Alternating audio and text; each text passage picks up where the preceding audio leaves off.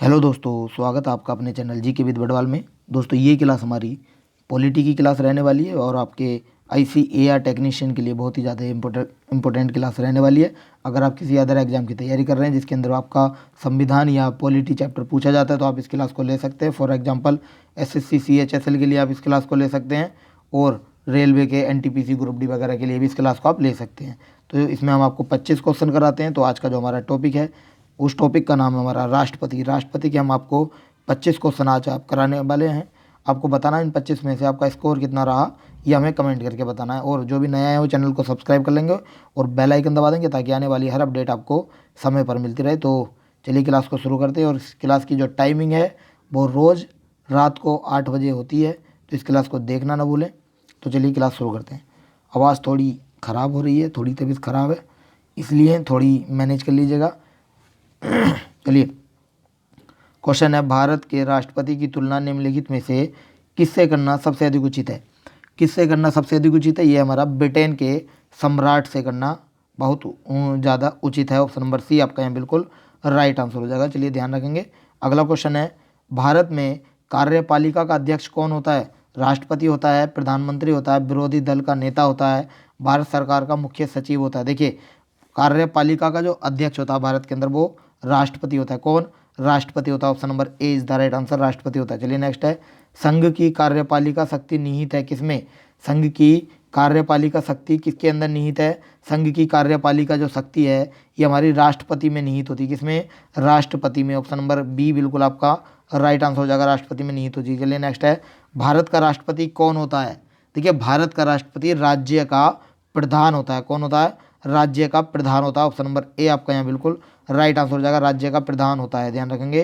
चलिए अगला क्वेश्चन है, भारतीय संविधान के अनुसार देश का प्रथम नागरिक कौन होता है? बताइए, आंसर करेंगे। का प्रथम नागरिक भारतीय संविधान के अनुसार राष्ट्रपति होता है, लोकसभा अध्यक्ष होता है, उपराष्ट्रपति होता है या प्रधानमंत्री होता है? देखिए, इसका राइट आंसर हो जाएगा देश का राष्ट्रपति होता है। Option number A is the right answer. ध्यान रखेंगे। चलिए अगला क्वेश्चन है, भारतीय संविधान के अनुसार संघ की कार्यपालिका शक्तियाँ किस में निहित होती हैं? किसके अंदर निहित होती हैं? ये हमारे राष्ट्रपति में निहित होती हैं। किसमें? राष्ट्रपति में होती हैं। Option number B is the right answer, राष्ट्रपति में। चलिए नेक्स्ट है, भारतीय संविधान के अनुसार देश की तीनों सेनाओं का सुप्रीम कमांडर कौन होता है? भारतीय संविधान के अनुसार देश की तीनों सेनाओं का सुप्रीम कमांडर हमारा राष्ट्रपति होता है। कौन? राष्ट्रपति होता है। इंपॉर्टेंट कर लीजिएगा क्वेश्चन को, रिपीटेड क्वेश्चन है ये। चलिए नेक्स्ट है, भारत का राष्ट्रपति होता है कौन? देखिए, भारत का राष्ट्रपति राज्य का संवैधानिक अध्यक्ष होता है। कौन होता है? राज्य का संवैधानिक अध्यक्ष होता है भारत का राष्ट्रपति। ऑप्शन नंबर बी आपका यहाँ बिल्कुल राइट आंसर हो जाएगा। चलिए नेक्स्ट है, भारतीय सशस्त्र सेनाओं का सर्वोच्च कमांडर कौन होता है? ये हमारा कमांडर होता है भारत का राष्ट्रपति। कौन होता है? भारत का राष्ट्रपति। ऑप्शन नंबर ए आपका यहाँ बिल्कुल राइट आंसर हो जाएगा, राष्ट्रपति इज द राइट आंसर। चलिए नेक्स्ट है, भारत के राष्ट्रपति के लिए आवश्यक योग्यता नहीं है। भारत के राष्ट्रपति के लिए आवश्यक योग्यता कौन सी नहीं है?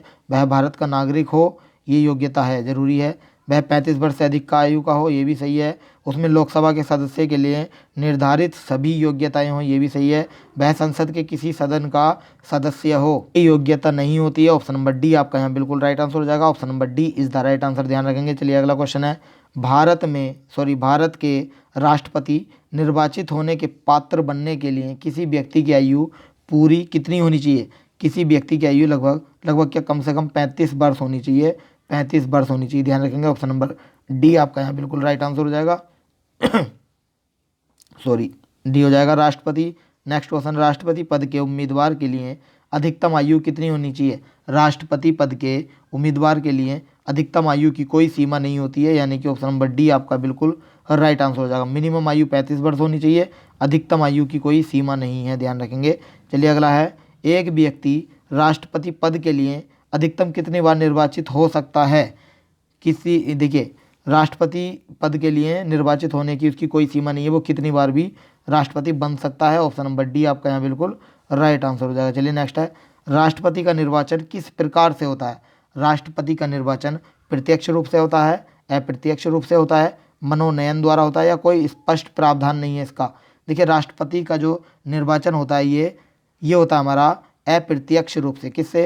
अप्रत्यक्ष रूप से होता है। ऑप्शन नंबर बी बिल्कुल आपका यहाँ राइट आंसर हो जाएगा। चलिए नेक्स्ट है, राष्ट्रपति पद के निर्वाचन हेतु कौन सी पद्धति अपनाई जाती है? सूची पद्धति, संचयी मत पद्धति, मत पद्धति, सापेक्ष बहुमत पद्धति या समानुपातिक प्रतिनिधित्व एवं एकल संक्रमणीय मत पद्धति? बताइए कौन सी पद्धति अपनाई जाती है?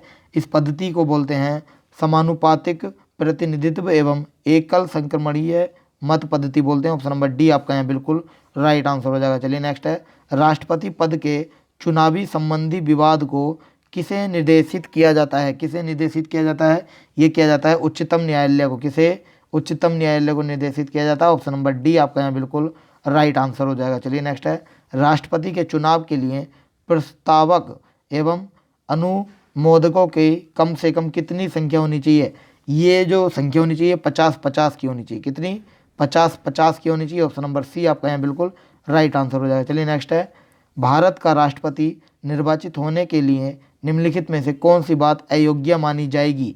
कौन सी बात को अयोग्य मानी जाएगा? भारत का नागरिक हो, ये योग्य बात है।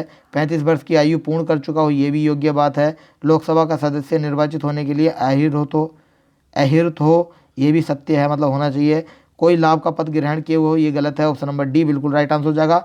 भारत का राष्ट्रपति निर्वाचन होने के लिए वो कोई भी लाभ के पद पर नहीं होना चाहिए। चलिए नेक्स्ट है, भारत में राष्ट्रपति का चुनाव किया जाता है किसके द्वारा? भारत में राष्ट्रपति का चुनाव एकल हस्तांतरीय मत पद्धति द्वारा किया जाता है। ऑप्शन नंबर बी आपका यहाँ बिल्कुल राइट आंसर हो जाएगा। चलिए नेक्स्ट है, राष्ट्रपति पद का चुनाव संचालित किया जाता है किसके द्वारा? राष्ट्रपति पद का चुनाव निर्वाचन आयोग द्वारा संचालित होता है। किसके द्वारा? निर्वाचन आयोग द्वारा संचालित होता है। ऑप्शन नंबर सी बिल्कुल आपका यहाँ राइट आंसर हो जाएगा। चलिए अगले क्वेश्चन पर चलते हैं। अगला क्वेश्चन हमारा है, भारत में किसके चुनाव में आनुपातिक प्रतिनिधित्व चुनाव प्रणाली अपनाई जाती है? किसके चुनाव में अपनाते हैं? ये अपनाते हैं हम राष्ट्रपति के चुनाव में। किसके?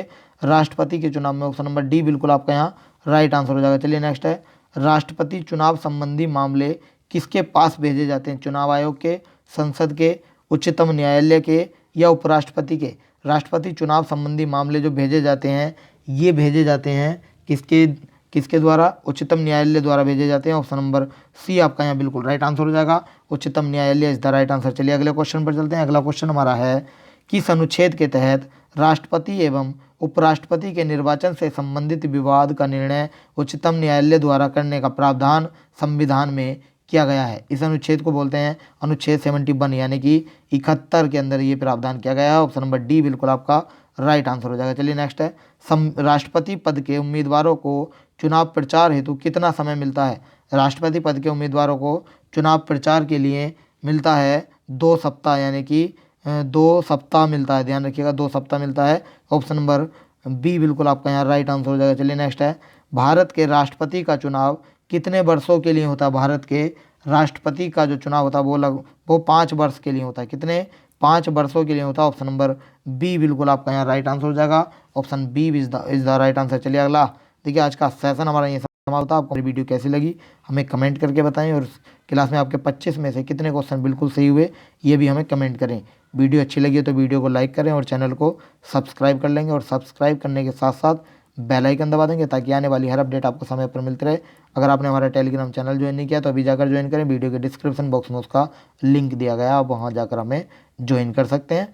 और अगर आपको सभी सब्जेक्ट की प्लेलिस्ट चाहिए तो वीडियो के डिस्क्रिप्शन में जाइए, सभी सब्जेक्ट की प्लेलिस्ट आपको वहीं मिल जाएगी। साइंस की प्रैक्टिस सेट करा रहे हैं उसकी प्लेलिस्ट में मिल जाएगी, और सोशल साइंस की भी मिल जाएगी। तो आज के लिए इतना ही, कल फिर मिलते हैं नेक्स्ट टॉपिक के साथ। So thank you so much.